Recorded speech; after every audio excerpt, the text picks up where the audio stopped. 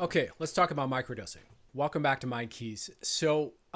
In today's video, we're going to be talking about microdosing and a couple misconceptions that people have about it. Because the more I'm online in conversation with people, whether that's Reddit, whether that's Facebook, whether that's Clubhouse, wherever the heck I am, I keep seeing the same kind of misconceptions about microdosing as the word gets out, as the idea gets out, as the popularity gets out. So I want to kind of lay a couple of preventative suggestions here for you so that you don't make the mistakes that other people are making, so that you get the best results you can get out of it. So let's go ahead and talk about it a bit more. And just a quick and warm hello to all of you who might be watching this channel for the first time. You might be new here. My name is Dave, and I'm a coach and hypnotherapist, and I work in this realm of hypnotherapy and NLP and coaching around topics related to the psychedelic community. So whether that is integration work, whether that is having a sense of some sort of personal development goal, and you feel like you glimpsed some potential that you discovered inside yourself on psychedelics that you want to work towards, that kind of a thing.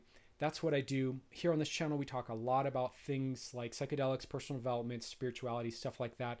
So if those kinds of topics and deep dives are something you're into, you're in the right place. And I just want to say hello and thank you for your time and your attention. All right, let's go ahead and get into the video.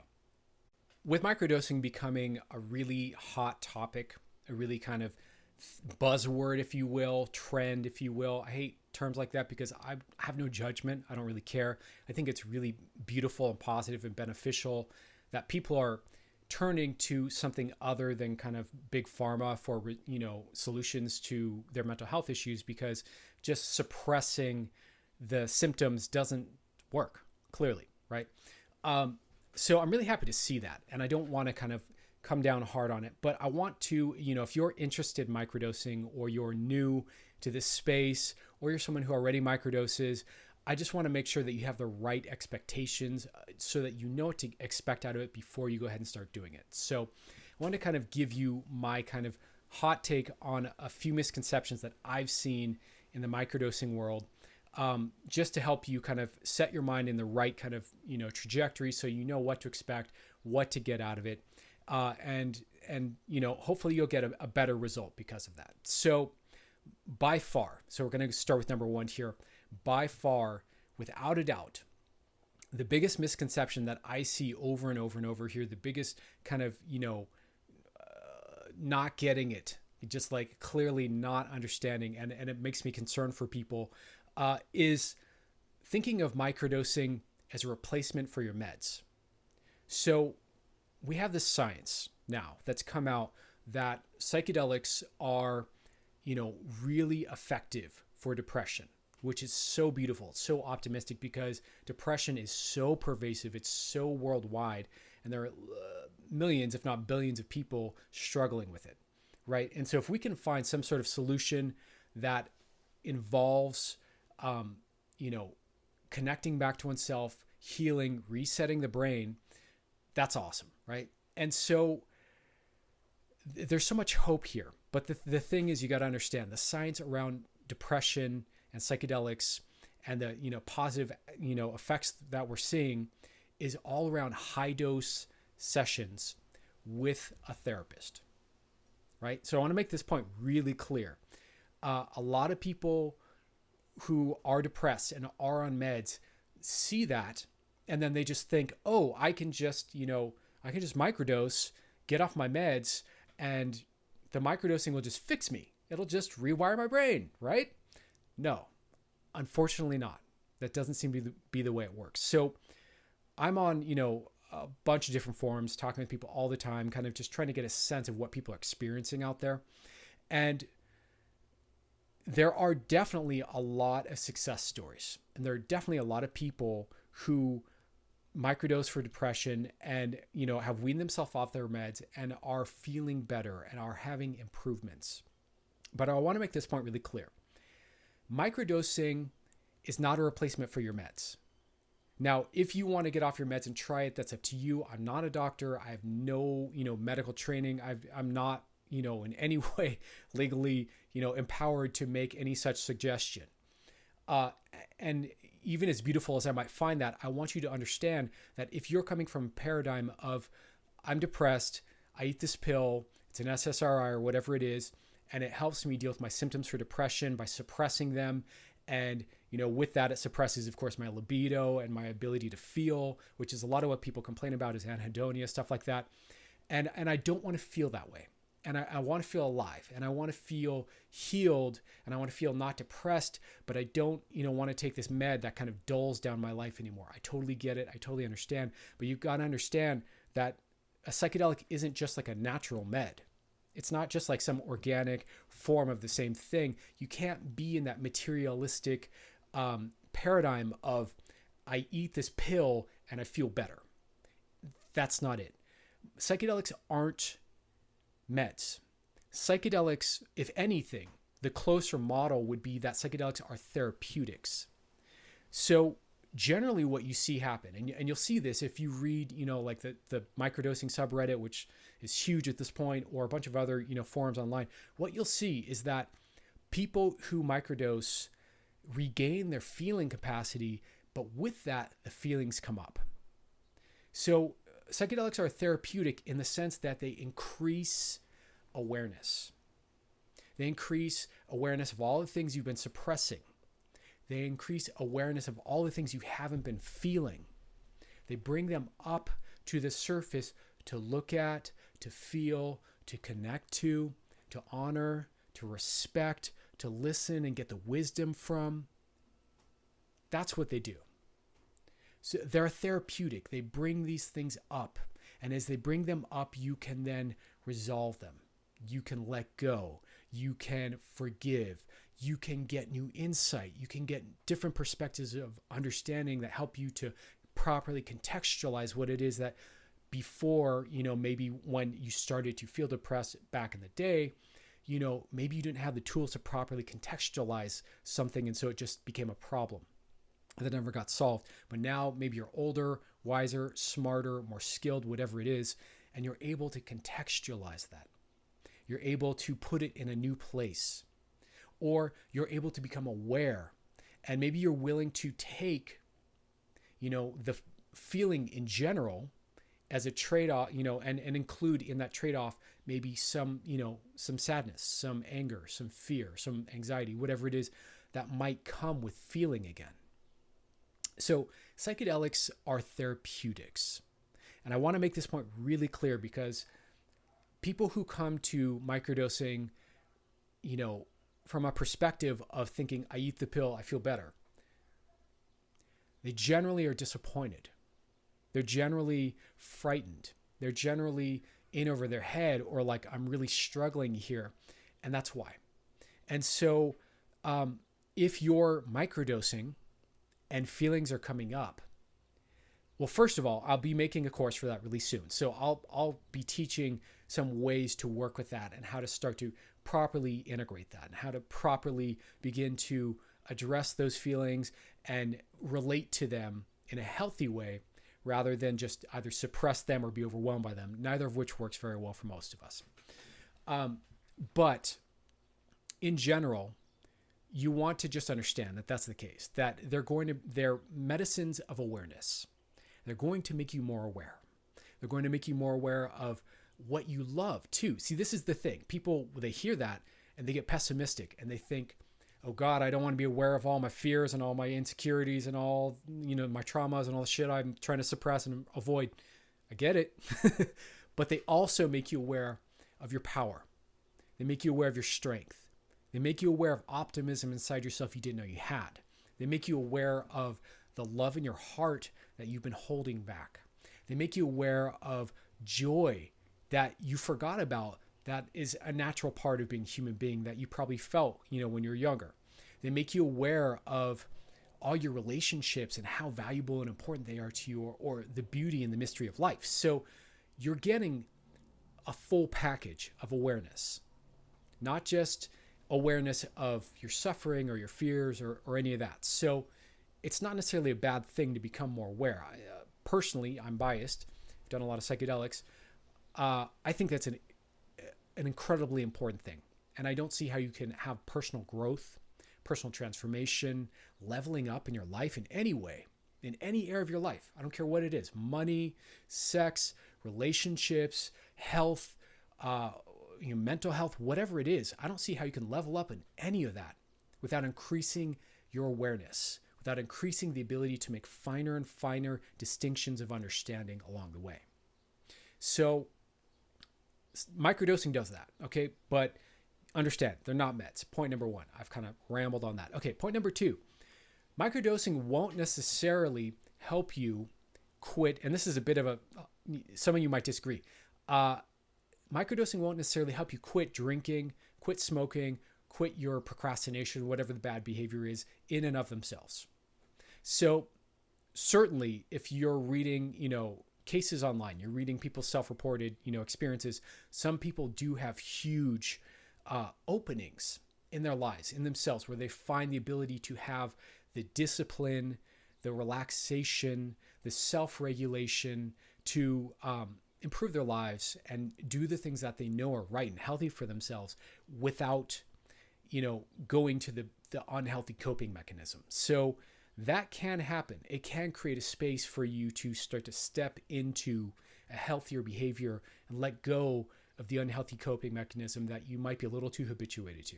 That is possible, but I wouldn't expect miracles, So if you're an alcoholic, and you're struggling with quitting alcohol, I wouldn't necessarily say that microdosing alone is going to do that for you. If you are a heavy smoker and you want to quit and you can't, I wouldn't necessarily say that just microdosing is going to do that for you. Again, you can't just take a pill and then all of a sudden, I just take the pill and I stop smoking. I mean, that might work. Some people have had that experience, but I wouldn't expect it.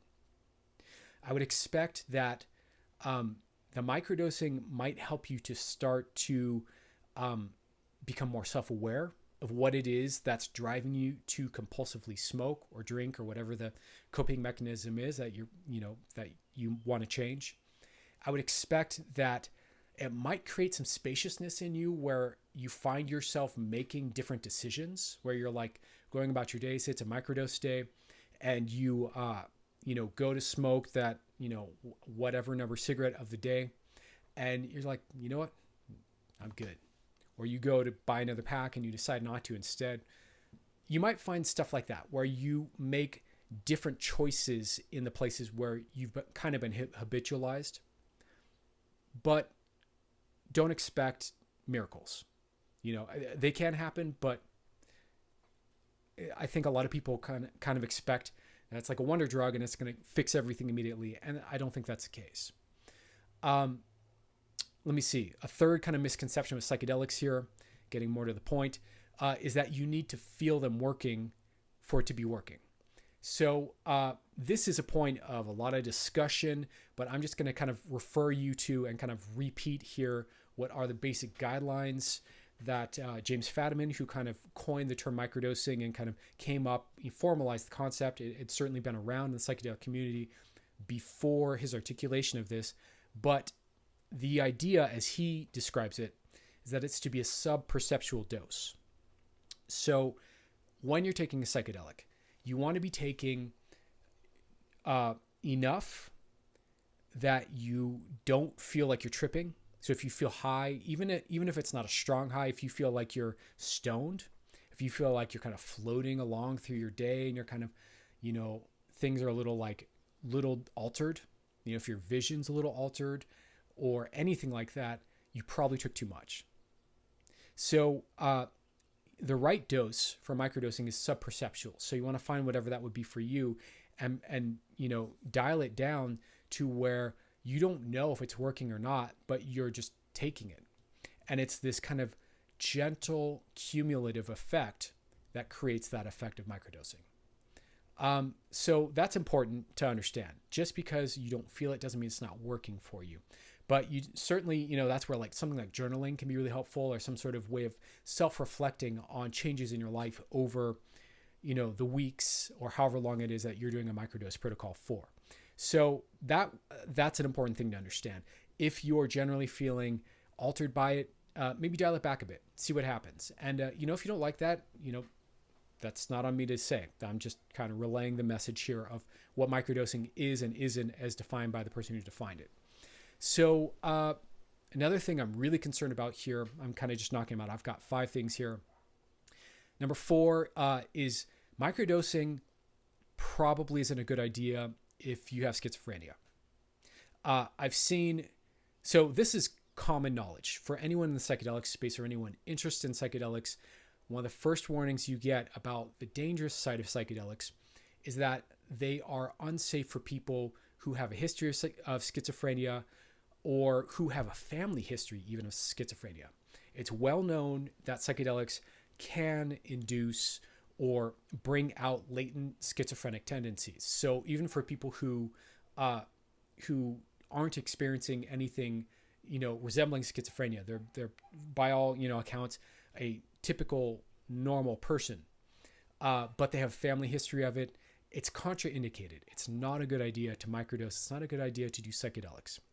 And it's amazing how many people I see on these forums who bargain. They're trying to bargain. They're trying to rationalize. They're like, I have schizophrenia, but I want to do it.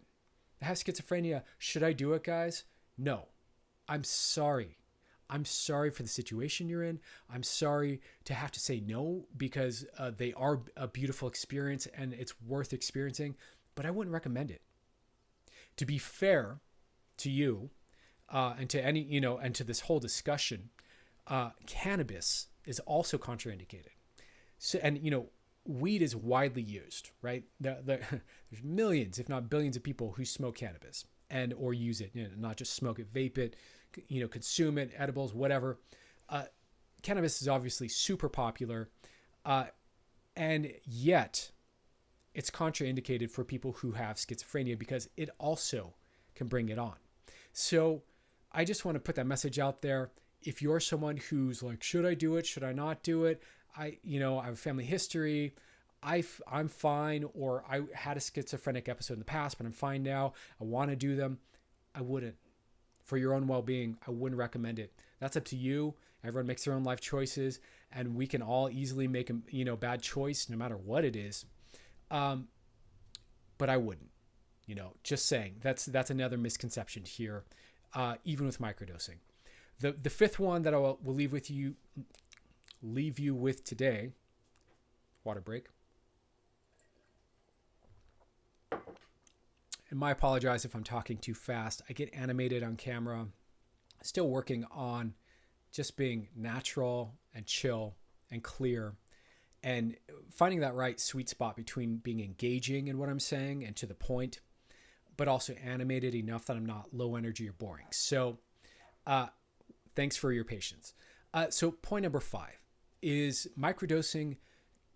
Some people are worried that microdosing drains your serotonin.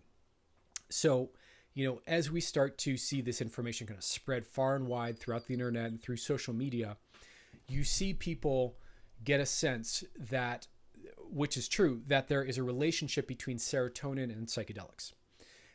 And they naturally then kind of, infer that that's the same thing as, say, doing MDMA, where when you do MDMA, what it does is that this is pardon my rough understanding here. It's been a while since I've brushed up on the science of MDMA and the neurochemistry of it. But basically, it causes a serotonin dump into the body. The brain and the gut releases all the serotonin. We feel really good. It circulates through, and we kind of, squirt out all our serotonin juice into the body, and we feel amazing for a while. And then we're, we've kind of spent all our serotonin and we're depleted afterwards, right? So people assume when they see that psychedelics work on the serotonin system, that it's the same sort of a thing, that they cause you to squirt all your serotonin out and then all of a sudden you're kind of spent. And that's not the case. So no, microdosing does not drain your serotonin. No, full dose psychedelics do not drain your serotonin.